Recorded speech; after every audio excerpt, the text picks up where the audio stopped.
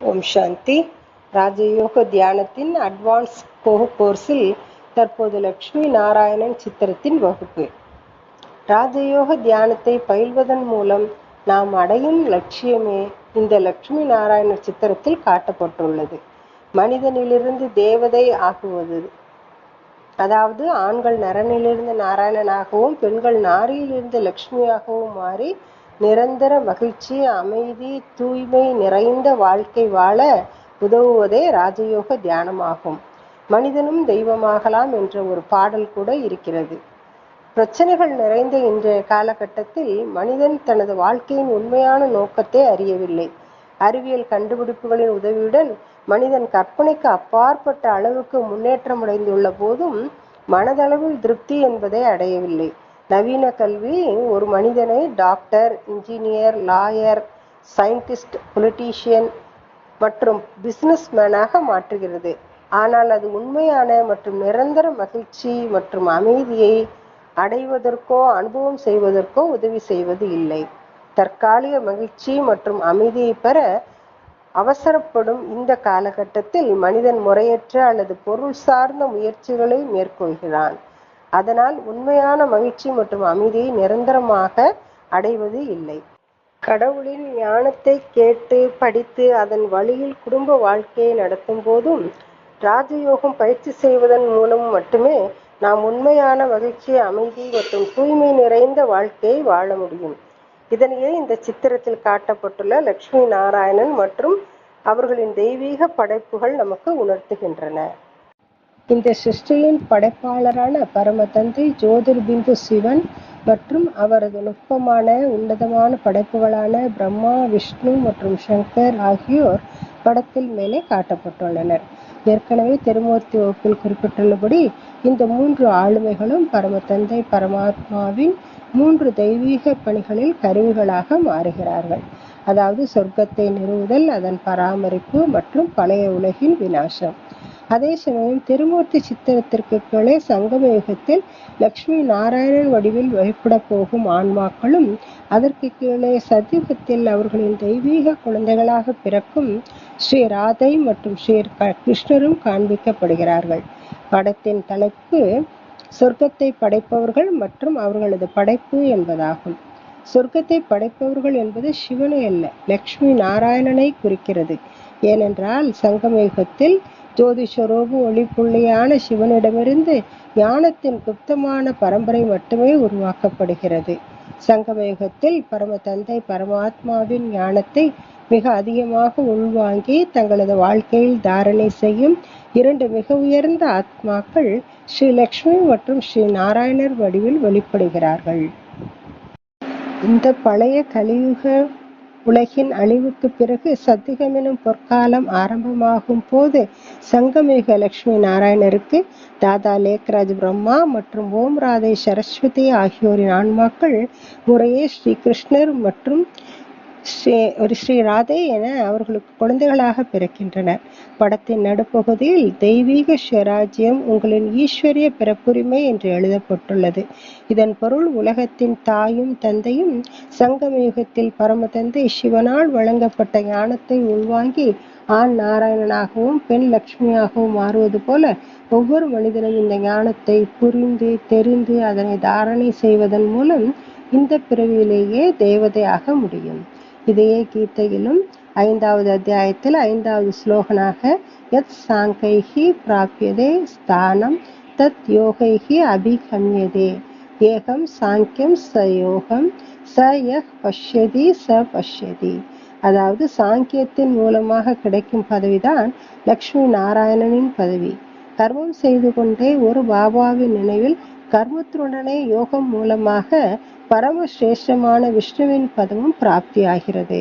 அதாவது சாங்கியத்தையும் கர்மயோகத்தையும் எவர் கீதாவில் சொன்ன அனுசாரம் ஒன்றாக காண்கிறார்களோ அவர்கள் சத்தியத்தையே காண்கிறார்கள் என்று சொல்லப்பட்டுள்ளது. ராஜயோக தியானம் மற்றும் ஞானத்தின் மூலம் ஒவ்வொரு ஆத்மாவும் சாதாரண மனித நிலையிலிருந்து தெய்வீகமான தேவதா நிலைக்கு மாற்றமடைய முடியும். தெய்வமாக மாறுவது என்பது படத்தில் சித்தரிக்கப்பட்டுள்ளபடி லக்ஷ்மி மற்றும் நாராயணரை போல் விதவிதமான உயர்ந்த ஆபரணங்கள், உடைகள் போன்றவற்றை அணிந்து வாழ்வது என்பதல்ல. உண்மையில் இந்த ஆபரணங்கள் ஒவ்வொன்றும் ஒவ்வொரு தெய்வீக நற்பண்புகளை குறிக்கின்றன. கீதையிலும் தெய்வீக குணங்கள் பற்றி கூறப்பட்டுள்ளதாவது 16வது அத்தியாயத்தில் 2வது ஸ்லோகனில் அஹிம்சா சத்யம் அக்ரோதக தியாகக சாந்திஹி அபைஷுனம் தயா பூதேஷு அலோலுப்துவம் மார்த்வம் ஹி அசாபலம். அதாவது மனம் சொல் செயலால் துக்கம் கொடுக்கக்கூடாது என்பது போன்ற அஹிம்சை, சத்தியம், கோபமின்மை, சாந்தி, மற்றவர்களின் குறைகளை பார்க்காமல் இருப்பது, அனைத்து தாழ்ந்த உயிரினங்களிடமும் கூட தயாபாவம், உடல் மனதால் சஞ்சலப்படாமல் இருப்பது, லஜ்ஜை, தங்கள் பேச்சில் இனிமையும் பேராசையற்றும் இருப்பது ஆகும். லக்ஷ்மி நாராயணர் சித்திரத்தில் அவர்கள் இருவரையும் முழுவதும் ஒளியின் வெளிச்சத்தில் இருப்பது போல் காட்டப்பட்டுள்ளது. இதன் உண்மையான அர்த்தம் அந்த ஆத்மாக்கள் கடவுளின் ஞானம் மற்றும் தூய்மையின் ஒளியில் நிரம்பி இருப்பதை காட்டுகிறது. கீதையிலும் 16வது அத்தியாயத்தில் 3வது ஸ்லோகனில் தேஜசக ஷமா திருதிஹி சௌஷம் அத்ரோக நாதி மானிதா பவந்தி சம்பதம் தெய்வீம் அபிஜாதஸ்ய பாரத. அதாவது, ஹே பரதவம்சியே, புகழ் நிறைந்த பொறுமை, முறை தவறாத தைரியம், மனம் உடலால் உள்ளும் வெளியும் சுத்தம், எவரிடமும் துரோகம் கொள்ளாமை, தேகதாரியாக இருந்தாலும் அதிகம் புகழாமல் இருப்பது, இந்த அனைத்து குணங்களும் சத்திய சனாதன தெய்வீக சிறப்புகளுடன் ஜென்மம் எடுக்கப் போகிறவர்களிடம் இருக்கும், அசுரர்களிடம் அல்ல என்று கூறப்பட்டுள்ளது. சத்யுகத்தில் லக்ஷ்மி நாராயணருக்கு பிறக்கப்போகும் குழந்தைகளாக பிறக்கப்போகும் ராதை கிருஷ்ணருக்கு தலைக்கு பின்னால் மட்டுமே ஒளியின் கிரீடம் காட்டப்பட்டுள்ளது. ஏனெனில் இந்த பழைய உலகத்தின் விநாசத்திற்கு பிறகு வரக்கூடிய சத்யுகத்தில் ஒவ்வொரு ஆத்மாவிற்குள்ளும் இப்போது சங்கம யுகத்தில் பரமதந்தை பரமாத்மாவால் கொடுக்கப்படும் இந்த உலகின் ஆரம்பம், மத்தியின் மற்றும் முடிவு பற்றிய ஞானம் கிட்டத்தட்ட அழிந்து போகிறது. அதனால் அவர்களுக்கு தூய்மைக்கான ஒளிகிரீடம் மட்டுமே காட்டப்பட்டுள்ளது. இந்த லக்ஷ்மி நாராயணர் சித்திரத்தில் காட்டப்பட்டுள்ள சங்கமயுக லக்ஷ்மி நாராயணர் தான் உலக பேரரசி, உலக பேரரசராக இருப்பார்கள். ஏனெனில் இவ்வுலகின் இறுதி நேரத்தில் உலகின் அனைத்து மதங்களைச் சேர்ந்த 700-800 கோடி ஆத்மாக்களும் இவர்களை தங்கள் தாய் மற்றும் தந்தையாக ஏற்றுக்கொள்வார்கள். விநாச நேரத்தில் இவ்வுலகில் பாரதத்தின் நிலப்பரப்பை தவிர மற்ற அனைத்து நாடுகளின் நிலப்பரப்புகளும் 2500 ஆண்டுகளுக்கு கடலில் மூழ்கிவிடும். இவ்வுலக விநாசத்திற்கு பிறகு வரக்கூடிய காலகட்டத்தில் சங்கமயுக லக்ஷ்மி நாராயணனின் குழந்தைகளாக பிறக்கும் ராதை மற்றும் கிருஷ்ணர் சத்யுகத்தில் அவர்களுடன் வாழும் 9 லட்சம் தேவதா ஆத்மாக்களுக்கு மட்டுமே பட்டத்து இளவரசராகவும் இளவரசியாகவும் இருப்பார்கள், முழு உலகத்திற்கும் அல்ல. அதே ராதா கிருஷ்ணர் வளர்ந்து சத்யுகத்தில் லக்ஷ்மி நாராயணர் பட்டத்தை பெறுவார்கள் என்றாலும் அவர்களை உலக பேரரசர் மற்றும் உலக பேரரசி என்று அழைக்க முடியாது. ஏனெனில் அழிவுக்கு பிறகு உலகிலுள்ள பெரும்பாலான ஆன்மாக்கள் பரந்தாமனும் ஆத்ம உலகத்திற்கு திரும்பியிருக்கும். எனவே சங்கமயுக லக்ஷ்மி நாராயணர் அவர்களே முழு உலகமும் பூஜிக்கக்கூடிய உண்மையான லக்ஷ்மி நாராயணர் ஆவார்கள். பொய்யான உலக அறிவு என்ற பௌதீக ஞானம் நிறைந்த தேக உணர்வுள்ள மனிதர்கள் கூறக்கூடிய பொய்யான கருத்துக்களையும் எதிர்ப்பையும் எதிர்கொள்ளும் இந்த உண்மையான நாராயணன் கதையே சத்திய நாராயணன் கதையாக, அவரை பூஜிக்கும் நிகழ்வாக இன்றும் பாரதத்தில் கொண்டாடப்பட்டு வருகிறது. சத்யுகத்தில் ஒவ்வொரு மனிதனும் ஒரு தெய்வம், அதாவது தேவி தேவதா என்று அழைக்கப்படுவார்கள். மேலும் அவர்கள் சர்வகுண சம்பன்ன, சோலாகலா சம்பூரண, சம்பூரண நிர்விகாரி, மரியாதா புருஷோத்தம, அஹிம்சோ பரமோ தர்மம் என்ற சிறப்புகளை உடையவர்களாக இருப்பார்கள். அதாவது அனைத்து நற்பண்புகளுடனும் 16 கலைகள் நிறைந்தவர்களாகவும் விகாரங்களிலிருந்து முற்றிலும் விடுபட்டவர்களாகவும் உயர்ந்த நடத்தையை பின்பற்றுபவர்களாகவும் உடலாலும் மனதாலும் பிறரை காயப்படுத்தாதவர்களாகவும் இருப்பார்கள். மேலும் அங்கு இயற்கையே அதன் எஜமானர்களுக்கு, அதாவது அங்கு வாழும் தேவதா ஆத்மாக்களுக்கு எல்லா வகையிலும் சேவை செய்யும். அங்கு எப்போதும் ஒரு இனிமையான காலநிலை, அதாவது வசந்த காலமாக இருக்கும். சத்யுகத்தில் இயற்கையின் மூலமாக, மனதின் மூலமாக, சம்பந்தங்களின் மூலமாக ஆத்மாக்கள் சுகத்தை மட்டுமே அனுபவம் செய்வார்கள். நமது உடம்பு, செல்வம், மனம், பருவ காலங்கள், விலங்குகள், பறவைகள் என அனைத்துமே சதோ பிரதானமாக, சிரேஷ்டமானதாக, சுகம் கொடுக்கக்கூடியவையாகவே இருக்கும். அங்கு ஒரு ராஜா தன் பிரஜைகள் அனைவரையுமே ஒரு குடும்ப தலைவர் போல் இருந்து அனைத்து வசதிகளையும் செய்து கொடுப்பார். அனைவரும் ஒரே ஒரு ஆதி சனாதன தேவதா தர்மத்தை சேர்ந்தவர்களாகவே வாழ்வார்கள். இந்த சித்திரத்தில் கீழே காட்டப்பட்டுள்ள ராதை மற்றும் கிருஷ்ணர் இருவரும் அன்போடு பார்வையை பரிமாறிக்கொள்வதைப் போல் காட்டப்பட்டுள்ளது. உண்மையில் இது சத்யுகம் மற்றும் திரேதாயுகத்தில் தேவி தேவதா, அதாவது ஆண் மற்றும் பெண் தெய்வங்களுக்கு இடையேயான அழியாத மற்றும் கலப்படமற்ற அன்பின் அடையாளமாகும். தற்போதைய கலியுக சூழ்நிலையைப் போல் அல்லாமல் சொர்க்கத்தில் ஒருவருக்கொருவர் எவ்வித கலப்படமும் இன்றி, அதாவது எந்தவித எதிர்பார்ப்புகளும் இன்றி தெய்வீக அன்பு நிறைந்தவர்களாக வாழ்கின்றனர். யாரும் யாரையும் சார்ந்து வாழ்வது என்பது கிடையாது. ஒருவர் பலருடன் பல உறவு முறைகளில், அதாவது தாத்தா, பாட்டி, பெரியப்பா, சித்தப்பா, மாமா, அத்தை போன்ற பல உறவு முறைகளில் வருவது கிடையாது. இதற்கான அடித்தளம் சங்கம யுகத்திலேயே அமைக்கப்படுகிறது. இங்கு தேவதைகளாக மாறும் ஆத்மாக்கள் கடவுளிடமிருந்து ஞானம் பெற்ற பிறகு உயர்ந்த இறை தந்தையுடன் அனைத்து உறவுகளையும், அதாவது தாய், தந்தை, வாழ்க்கை துணை, சகோதரன், சகோதரி, நண்பன் என அனைத்து உறவு முறைகளையும் உண்மையான அன்புடன் அனுபவம் செய்கின்றனர். பரந்தாமத்திலும் நாம் ஆத்மாக்கள் ஒருவருக்கொருவர் சகோதரர்கள் மற்றும் நம் தந்தை சிவன் மட்டுமே இருப்போம். தந்தை மற்றும் குழந்தைகள் என்ற உறவு மட்டுமே இருக்கும்.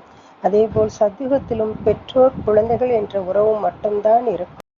சங்கம யுகத்தின் லட்சுமி நாராயணர் உலக நன்மையை மட்டுமே நினைத்து வாழ்வதால் யோக பலத்தின் மூலம்தான் அவர்களுக்கு ராதை கிருஷ்ணர் குழந்தைகளாக பிறக்கின்றனர். சத்யுகத்தில் ஜனத்தொகை என்பது குறைவான விகிதத்தில் தான் அதிகமாகும். சங்கமயுக கடைசியில் ஸ்வர்ணீமய சங்கம யுகத்தில், அதாவது வைகுண்டம் என்று சொல்லலாம், அங்கு ஜனத்தொகை என்பது வெறும் 4.5 லட்சம் பேர்தான். இவர்களுக்கு பிறக்கும் குழந்தைகள் 4.5 லட்சம் சேர்த்து 9 லட்சம் பேர் தான் சத்யுக ஆரம்பத்தில் இருப்பார்கள். சத்யுக இறுதியில் ஜனத்தொகை 2 கோடி பேர் இருப்பார்கள். திரேதாயுக ஆரம்ப எண்ணிக்கையும் அதுதான். யோக பலத்தின் மூலமாக, சிரேஷ்ட சங்கல்பத்தின் மூலமாகத்தான் பிறப்பு ஏற்படுவதால் பிறப்பு விகிதம் குறைவாகவே நடக்கிறது. திரேதாயுக கடைசியில் 10 கோடி பேர் ஜனத்தொகை இருக்கும். ஆனால் துவாபர யுகம் வரும்போது ஆத்மாக்கள் தேக உணர்வில் வந்துவிடுவதால் விகாரங்களும் வந்துவிடும். காமேந்திரியங்கள் மூலமாக மனிதர்கள் சுகத்தை அனுபவிக்க ஆரம்பித்த பின் ஜனத்தொகையானது மிக வேகமாக அதிகரிக்கிறது. சத்யுகத்தில் ஆத்மாவிற்கு உடலெனும் ஆடையை அலங்கரிக்க வெளிப்புற வழிமுறைகளோ பாதுகாக்க மருத்துவர்களின் தேவையோ ஏற்படாது. ஏனென்றால் ஆன்மாவும் உடலும் அங்கு தூய்மையாகவும் அழகாகவும் ஆரோக்கியமாகவும் இருக்கும். இப்போது நடைபெறும் சங்கம யுகத்தில் யார் ஆத்ம அபிமானி ஆகின்றார்களோ, சுயராஜ்ய அதிகாரி ஆகின்றார்களோ, அவர்கள்தான் சத்யுக ராஜதானியில் ராஜாவாக ஆகின்றனர். யார் ராஜ்ய அதிகாரி ஆகின்றார்கள் என்றால் அவர்கள் சிநேகம் மற்றும் சக்தி கொண்டவர்களாக, அதாவது தற்போது ஞானத்தின் சேவையின் சக்தியை நிறைத்து கொண்டவர்களாக இருக்க வேண்டும். அங்கு மகாரதி, அதாவது யானைப்படையில் வருபவர்கள் சொல்லும் செயலும் ஒன்றாக இருப்பது, அதாவது பிராக்டிஸ் அண்ட் பிராக்டிக்கல் லைஃப் சமமாக கொண்டு செல்பவர்கள். காலாட்படையில் வரக்கூடியவர்கள் தற்போது பிளான் மட்டுமே செய்து கொண்டிருப்பார்கள். குதிரைப்படையில் வருபவர்கள் இங்கு பிராக்டிஸ் செய்து பிராக்டிக்கலில் கொண்டு வந்துருவார்கள். பணக்கார பிரஜைகளாக யார் வருவார்கள் என்றால் அவர்களிடம் ஞான ரத்தினங்களின் கஜானா அதிக அளவில் தற்போது சேர்ந்திருக்கும். மேலும் சேவை செய்வதன் மூலமாக நிறைய புண்ணிய கணக்கை சேமித்து வைத்திருப்பார்கள். சமயம் வரும்போது அவர்கள் தங்களை தாங்களே அதிகாரி ஆக்கி கொண்டு வெற்றி மூர்த்தி ஆகிவிடுவார்கள். ஆனால் அவர்களிடம் கண்ட்ரோலிங் பவர் இருக்காது. மேலும் அங்கு சாதாரண பிரஜைகளாக வருபவர்கள் இந்த சங்கம யுகத்தில் பவித்திரமாக இருப்பதன் புருஷார்த்தம் செய்வார்கள். இல்லறத்தில் இருந்தாலும் கூட பவித்திரமாக இருப்பதன் புருஷார்த்தம் செய்வார்கள். ஆனால் ரெகுலர் படிப்பு என்பது இருக்காது.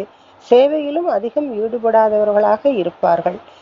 கர்மேந்திரியங்களை கண்ட்ரோல் செய்யும் ரூலிங் பவர் இல்லை என்றாலே பிரஜைகள் தான். ஆனால் பாபா நமக்கு இப்போது வந்து ஞானம் கொடுப்பதே சுயராஜ்ய அதிகாரி ஆக வேண்டும் என்றுதான். சத்யுக தெய்வீக சுயராஜ்யம் நம்முடைய ஈஸ்வரிய பிறப்புரிமையாகும். ஈஸ்வரிய ஞானம் கேட்ட உடனேயே நமக்கு இந்த பிறப்புரிமை கிடைத்து விடுகிறது. எப்படி ஒரு கோடீஸ்வர தந்தையின் வீட்டில் ஒரு குழந்தை பிறந்தவுடன் அது அவரது சொத்து அனைத்துக்கும் அதிகாரி ஆகிவிடுகிறதோ அதுபோல்தான் சத்யுக தெய்வீக ஸ்வராஜ்யம் உங்களது பிறப்புரிமை என்று யாருக்காக சொல்லப்பட்டுள்ளது எனில் பிராமணர்களுக்காக தான். பிராமணர்கள் யாருடைய வாரிசு? பிரம்மாவின் குழந்தைகள். இந்த மாதிரி எப்போது நடக்கும்? இந்த சங்கம யுகத்தில். சங்கம யுகத்தில் யாரெல்லாம் இந்த ஈஸ்வரிய ஞானத்தை கேட்டு சூத்திரனிலிருந்து பிராமணன் ஆகின்றனரோ அவர்கள் இந்த அதிகாரத்தை அடைகிறார்கள். பிராமணர்களாக ஆவதும் இந்த சங்கம யுகத்தில் தான், தேவதைகளாகவும் இங்குதான் ஆகின்றோம். பகவானிடமிருந்து கிடைக்கக்கூடிய அந்த பிராப்தியை இந்த சங்கம யுகத்திலேயே, இந்த சரீரத்திலேயே தான் அடைகிறோம். ஜென்மம் எடுத்த பிறகு அந்த ஆஸ்திக்கு அதிகாரி ஆவது என்பது நமது முயற்சிக்கேற்றாற்போல் நடந்து கொள்ளும் போதுதான் அது நமக்கு கிடைக்கிறது. இந்த பிராப்தியை நமக்கு சங்கம யுகத்தில் நரகத்தின் மத்தியில் தான் பகவான் கொடுக்கிறார். இல்லாமல் நரகம் முடிவடைந்த பின் தான் நமக்கு கிடைக்கும் என்பது அல்ல. இந்த ஜென்மத்திலேயே ஞானம் மற்றும் யோக பலத்தின் மூலம்தான் 16 கலை சம்பூரண பிராப்தியை அடைய முடியுமே தவிர வேறு எப்படியும் அடைய முடியாது. குழந்தைகளாகிய நாம் இந்த சங்கமயுகத்திலே தான் அந்த சேஷமான பிராப்தியை அடைய வேண்டும். ஈஸ்வரிய ஞானம் மற்றும் ராஜயோகத்தினை கற்றுக்கொண்டு நமது குடும்பத்தை வழிநடத்தும் போது ஒரு ஆணிலிருந்து நாராயணனாகவும் ஒரு பெண்ணில் இருந்து லக்ஷ்மியாகவும் மாறுவதற்கான புருஷார்த்தம் செய்து, அதாவது ஆன்மீக முயற்சி செய்து அதில் வெற்றியடைய வேண்டும்.